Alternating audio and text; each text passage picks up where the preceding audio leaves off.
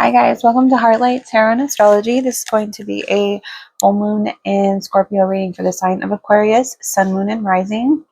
If you are new to my channel, I work with energies of the tarot along with what's going on astrologically to give you guys a predictive forecast. So if that's something that you guys are interested in, consider subscribing to my channel, hit the notification bell, share my content if you like this message and you support my work, and if you know anybody that would benefit from my messages. The month of April is a crazy month. It has a lot going on. If you haven't checked out your April readings, they're in my video list, but they talk about all this fire energy, all this Aries energy. It's a very, self-starter energy. It's curious. It likes to try new things. We had the solar eclipse in Aries in the north, and the North Node rules the solar eclipse, and the North Node is about change and forward movement, and so is Aries. So you might be feeling a lot of change in your personal life. But this is a full moon in Scorpio reading, right? Well, everything kind of ties together this month. This month is the biggest month as far as, being part of the astrological new year. We had the beginning of our zodiac calendar. It is the Aries season, right? And we're coming up into Taurus season here soon. But this month has been jam-packed with action and maybe some frustration and tension.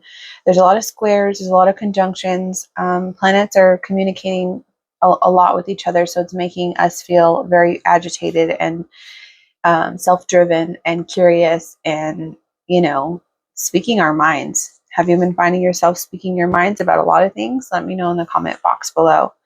But this full moon is happening in your 10th house of your public reputation, okay? Your public standing, how the world sees you, your profession, politics, career, and your relationship to those things, okay?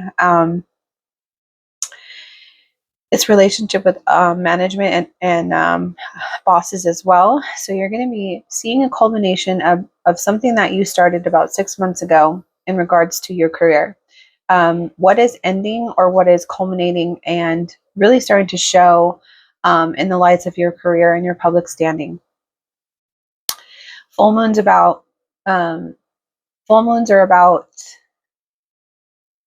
something that you planted, something that was going on that really took a lot of your energy, that you focused a lot on, something that you actively manifested, or something that some seeds that you planted 6 months ago around the fall time. What seeds did you plant then? Now you'll be seeing things grow from it. You're going to see things come into light, and you're going to see the tangible results from that new moon that happened 6 months ago. This is also an energy that is going to be squaring your 4th house. And Taurus rules your 4th house of home, family, ancestry, culture, traditions, everything that you do behind the scenes, the things that mean the most to you in regards to your family roots and how you express yourself in your family dynamic or your home dynamic. Jupiter has been in your 4th house now for about a year. How has your roots and your energy towards your roots and your family life, how has that expanded and become more important to you? How have you been benefiting in your home life? Uranus has been in there too for a little while. They're conjuncting each other, and they're squaring this full moon in your 10th house because it is a 90-degree angle, and that's happening on April 20th. This full moon is happening on April 23rd at 4 degrees of Scorpio. I'm sorry if I didn't say that. This month is jam-packed full of energy that just kind of goes together, and it is a full moon reading, but I wanted to let you guys know that all this energy that I'm going to be mentioning is all going to play in together. Okay, so with the 4th house, having Jupiter and Uranus conjuncting each other and squaring that 10th house, you might be noticing that there is a tension between your home life and your work life, or your public standing, or how you want to be seen out in the world. This is also squaring you, your 1st house of physique, your outlook on life, and your personality, right? Because Pluto is squaring this energy.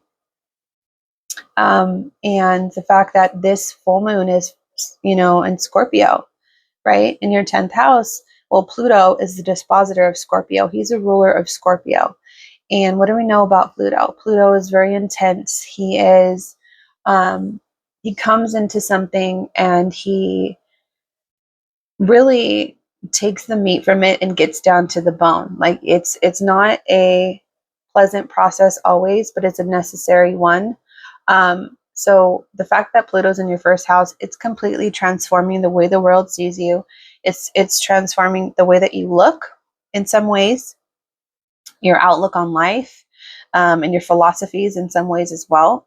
So the fact that all these energies are squaring each other, it's like I feel like you might be questioning who you are, or how you see life now, in regards to your public standing and how you want the world to see you. And it might be affecting your home life as well, behind the scenes. Okay, so let me know in the comment box below how that resonates with you. This first house energy with Pluto being your first house, you have Pisces in your second house. He's the ruler of your second house. And you have Mars and Saturn in there, and that is the house of money and your sense of values and your possessions to money.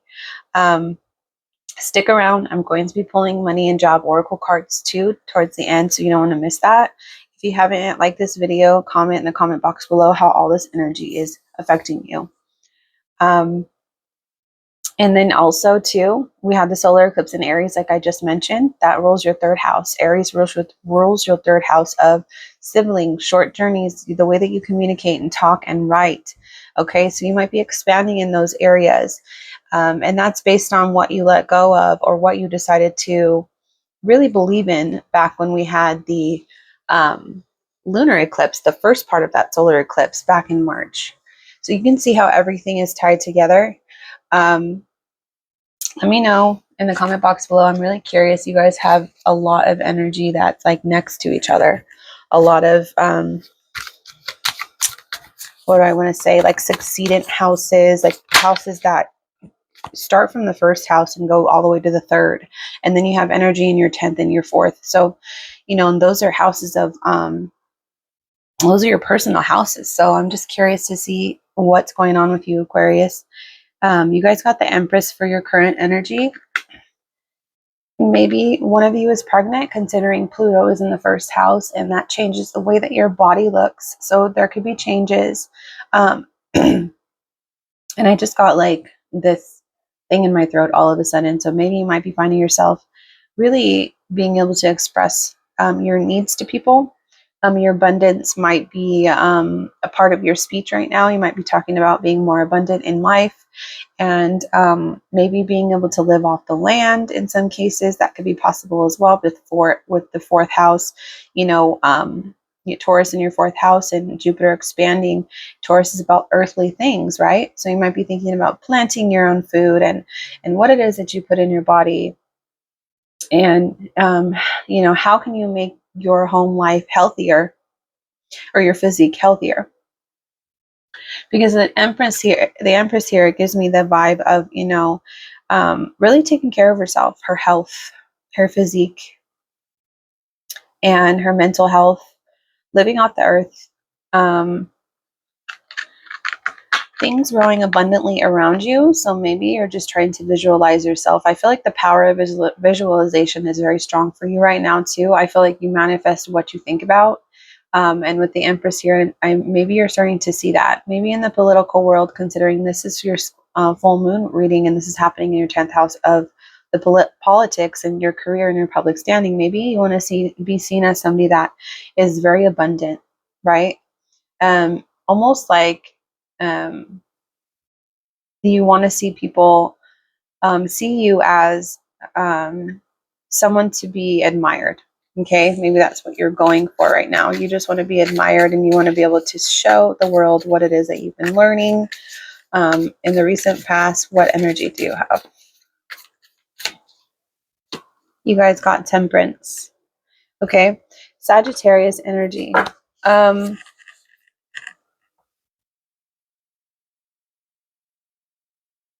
Okay, it's having 1 foot in the water and 1 foot on land. So one foot in your emotional world and 1 foot on the concrete world, right? It's the card of Sagittarius, and you don't see any fire in this, but I do feel like fire itself can be the type of energy where You have to be careful with the things that you say and you do, because there's so much fire energy, and if you have prominent Sagittarius in your chart, or prominent fire in your chart, or just this energy is really taking its toll on you, you may have been feeling this energy early. And the fact that Temperance is here is, you know that you need to be patient, and you know that you need to have one foot on the land and one foot on your emotions at all times, and being able to balance the two.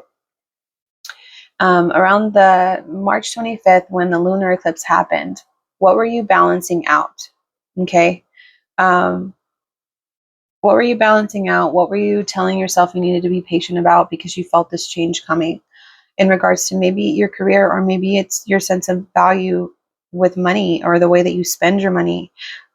Maybe it's how all of this energy is kind of playing off each other, because this is the type of energy this month that has been kind of building up for a while, and maybe you felt that. Maybe you felt the tensions building, and you needed to have patience for yourself and for those around you. I'm going to get you guys a card for future energy.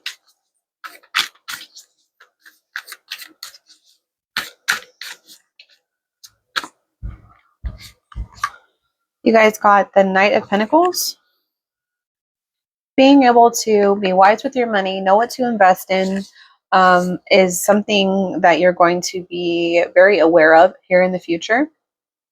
What I was talking to you about how Mars and Saturn is in your second house, that energy, it squares up with, the taxes and insurance and inheritance, other people's money. That squares up to that energy. So everything is connected in your chart. I'm curious to see what your money and job oracles cards say. But I feel like you're starting from the ground up, and you're finally going to be at a place where you can do something with your money and have your money work for you rather than you work for your money. You're really going to take into account, into consideration, where you invest your time and your foundations. Okay. Your foundations are very important to you right now, but they're going to be even more important to you in the future.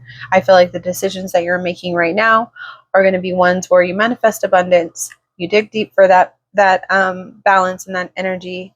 And I feel like, it's really going to grow from the ground up, because you're going to make the right decision. The thing about the Knight, though, he still needs to learn things. He has some learning to do, and he can kind of wander off and kind of get lost. So just remember, don't turn your back to this energy, right? Because we have the Knight of Pentacles here. I feel like, remember this energy that you've had up until now.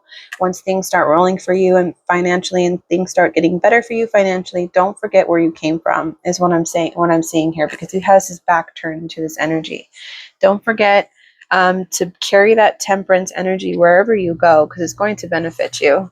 I'm going to get you guys an animal spirit card for Aquarius. You guys got Scorpion. This is a full moon in Scorpio. So maybe you have a very prominent placement in Scorpio.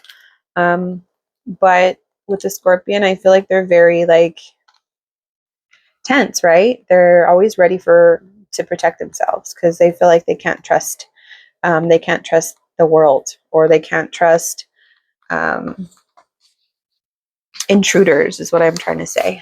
So we got the Scorpion is passionate, competitive, and tends toward isolation.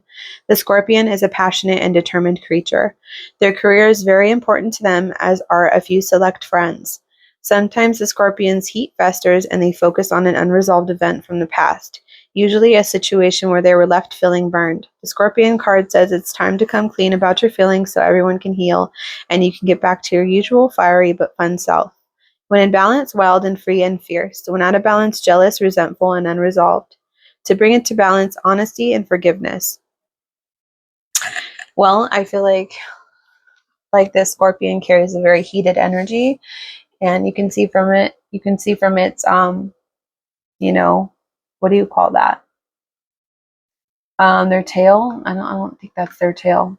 Let me know in the comment box below what you call that. It has heat coming from it. Okay.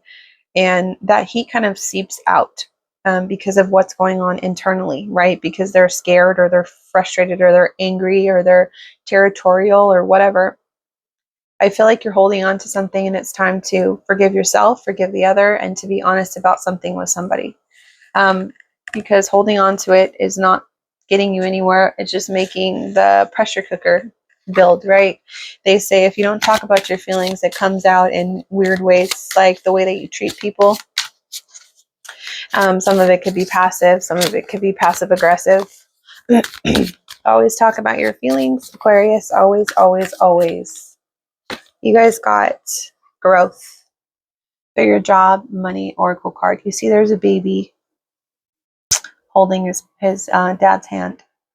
So maybe you want to grow your, finances. You want to grow yourself in order to be someone that your children can look up to. There is growth in your money and your job right now, or you're looking for growth and you're hoping for growth. Let's get you guys one more card.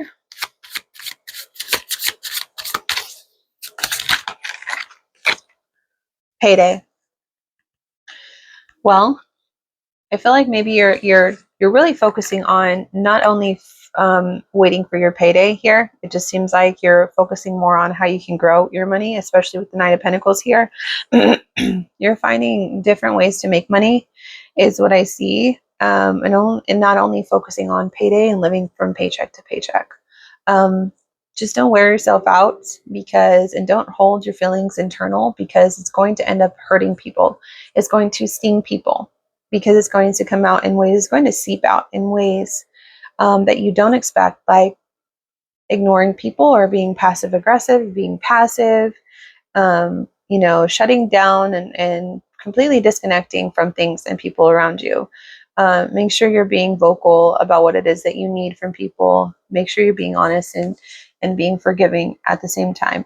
I wish you all the best, Aquarius. Let me know how this goes for you, and I'll see you in the next reading.